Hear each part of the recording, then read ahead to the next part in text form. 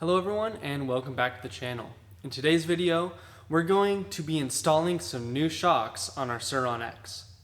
We will be installing the 2021 Fox DHX2 as well as the Fox Float X2. Now, both of these shocks are really nice because they have the very nice damper in them that has both high speed and low speed compression and rebound dampening. Now, the DHX2 is your standard coil shock, while the X2 is an air shock. Riley will be installing his X2. We're not going to show that on camera because it is pretty much the same installation process, and we will post links to everything that we will be putting on the bike in the description. I do want to say that the eye-to-eye length that you'll have to buy for the Sur-Ron is 10.5 with a stroke of 3.5. This is commonly denoted as 10.5x or by 3.5. Now, there are some rumors that 2021 will be the last year that Fox is making the shocks in this length, since it is quite large for most mountain bikes, and they are very hard to get right now. We pre-ordered ours back in November and we just got them last month. So yeah, expect at least a 6-month wait if you can find them, but these will probably not ever get any easier to find if Fox in fact does discontinue this size, and it will be like gold on the aftermarket. Also, in addition to the shocks, you will need a bushing mounting kit, and we'll post a link to where we got these. They are hard to come by as well, unfortunately. It's kind of the name of the game with almost all bicycle parts right now, even outside of things that go on the Sur-Ron. So just expect to pre-order, expect to pay full price, and expect to wait. So when ordering the spring for the DHX2, which you do have to do, these are sold separately so people don't have to waste money getting the wrong spring rate and then having to buy another one. So these springs are about $30, and I made the mistake of getting a 10.5 by 3.5 spring for a 10.5 3.5 shock. And I actually found this recommendation on Facebook, and people were saying that they were using ratchet straps to compress the spring. I got a hold of Fox, and this is not the right size spring. Even though it's a 10.5 3.5 shock, you don't use a 10.5 3.5 spring. Unfortunately, I got this powder coated and it doesn't fit. It's way too long to put the bottom of the shock on. The proper size is actually, it is 6.09 TLG by 1.385 ID by 500 pounds. Now this 500 pound spring rate is my weight of about 160 pounds plus the Sur-Ron's weight of about 110 pounds, and you can go on Fox's spring calculator and it'll kind of give you a base estimate. Unfortunately, it's kind of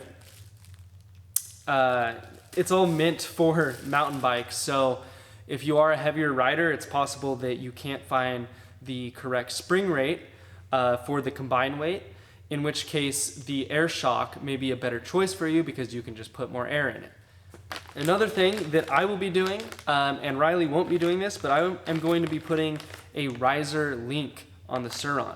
The reason that I'm doing this is I feel that once I put the Fox 40 on with the 21-inch rims, it's set the bike back a little bit too far in the rear.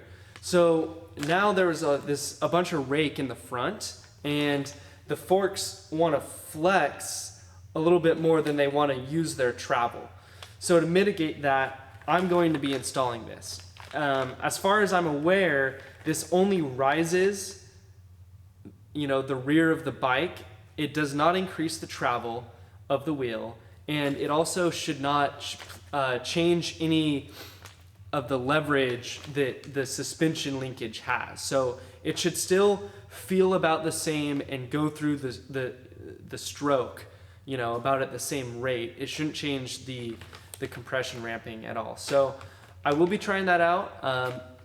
I frankly am not sure what to expect from this. I'm hoping that it makes the bike a little bit more stable and allows me to use a little bit more of the front forks travel efficiently. So let's go ahead and put the spring on. You're gonna wanna make sure that this guy is all the way to the top. Slide it on. You have a little stopper here. I'm not sure what the proper word is, but this just slides over the back here, and you have a little ring, and it just kind of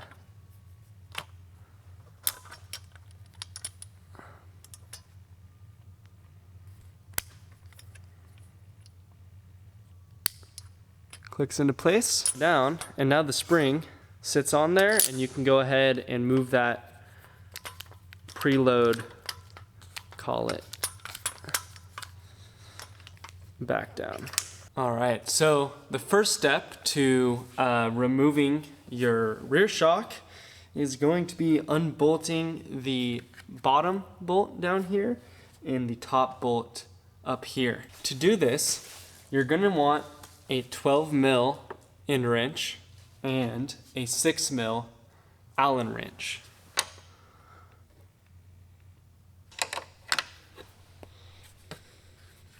Once you have the nuts off, you're gonna wanna try and just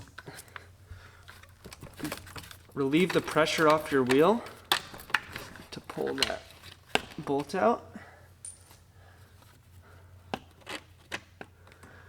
And my GoPro mount is wonderfully getting in the way there. There. At this point in time, if you are not replacing this linkage right here, you can just go ahead and move on to the next part. But I want to do that, so I'll just show you the steps in this video. And it's basically the same. Just undo these two bolts.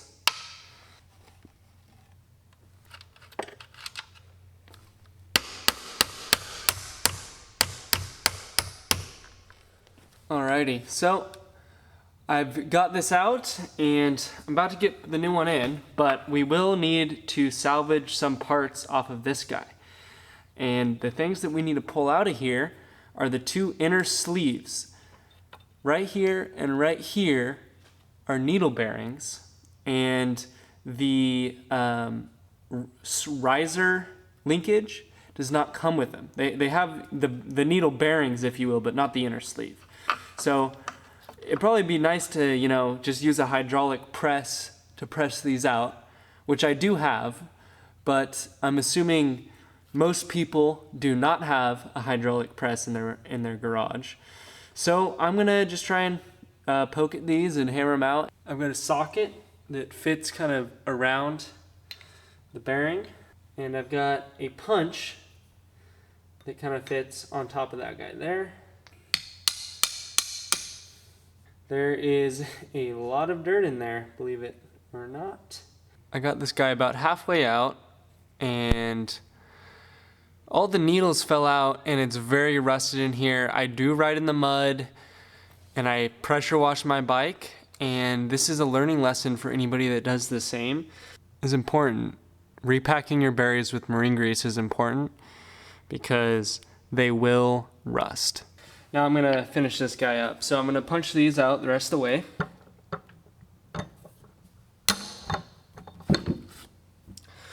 I had to get a deep socket, so we're gonna wanna keep that.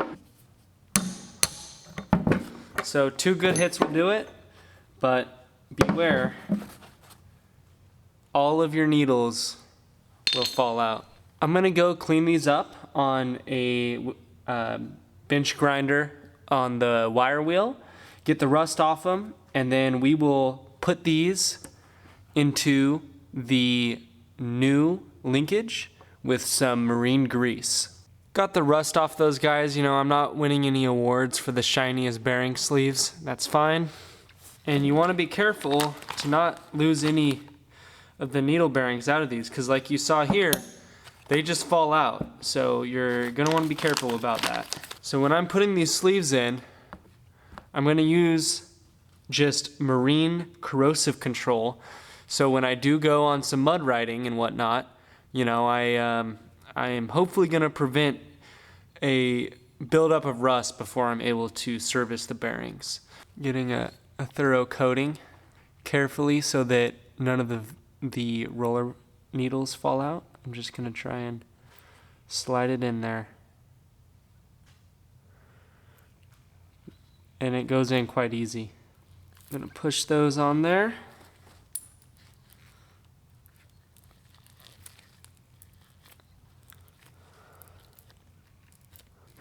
Okay, so it is kind of covered. It is kind of covered in gunk right now, but I'm gonna clean that up with a paper towel and we'll be ready to put it back in there. All right, so I'm gonna start with just the center bolt and then we'll put the top one in.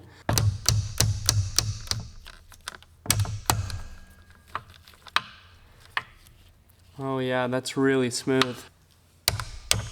You know, if you're washing your bike, or really, you should be doing this every season, just cleaning out your bearings, making sure they're not rusted. I have the black spacer installed. The next thing in the order is this tiny O-ring that kind of goes around there. Then you're going to use your smooth black spacer and push that O-ring down in there. As you can see, there's a little bit more sticking out of that sleeve on the others. You kind of want to even this out here. And it might be a little hard to push, but yeah, just kind of try and keep that even. And the last thing is you're going to want to put on your last black spacer with the dimples facing out.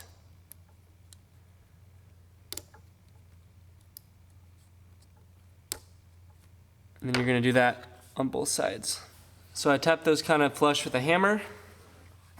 Then we're going to put her in.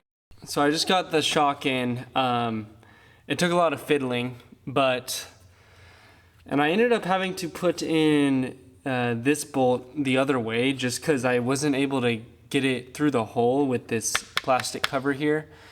So that's not ideal, but it is what it is. It'll still work. So we're just going to go ahead and tighten them all down now.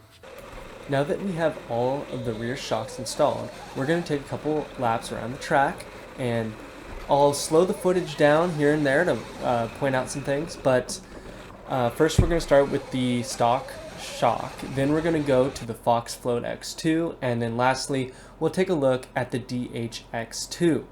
Now the stock shock does a pretty good job for the bike, although it runs through the travel very quickly on relatively small jumps, and it's pretty dead and unresponsive over the high-speed jumps. It doesn't have great high-speed sensitivity, and it tends to pack down a lot.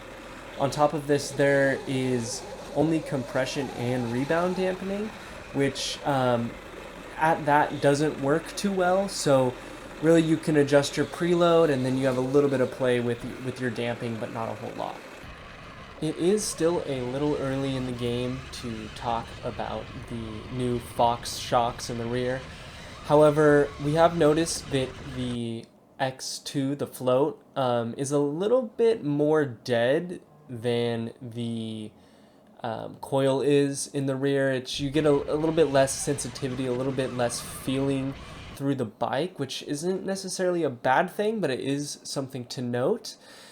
However, with the air pressure, you do have a lot of adjustability, and you still have a great damper. So it's definitely a noticeable upgrade, and I think a lot of people will be happy with this purchase. One thing you are going to want to consider when purchasing your shock is that if you go with the DHX2 and you get a spring rate that you're not happy with, you will have to purchase a new spring. You can't just pump more air or less air into it like you can with the Fox Float. And you'll have to take the shock off to do so. So that is a downside if you get the wrong thing initially. That being said, I think that it feels a bit more responsive, especially over the high-speed bumps. It's very reactive, and although it's not totally as good as the Fox Float on the low-speed big hits, if you will, I still think that it does a great job, and you do have low-speed compression and rebound damping to sort that out. As far as the riser linkage goes, I have noticed that it does use the front suspension a little bit better, and the rear feels great, but it does make it a little bit easier to nose wheelie under hard braking, and also it does make it a little bit easier to keep the front end down under hard acceleration. For me, I don't mind this. I actually think I prefer it just because running 12 kilowatts, the front end does come up very easily.